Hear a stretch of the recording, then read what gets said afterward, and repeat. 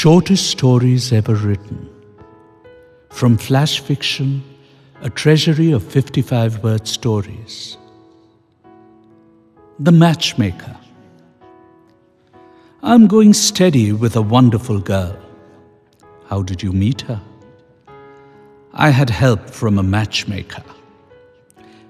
Could you introduce this matchmaker to me? I don't think I can. Why can't you?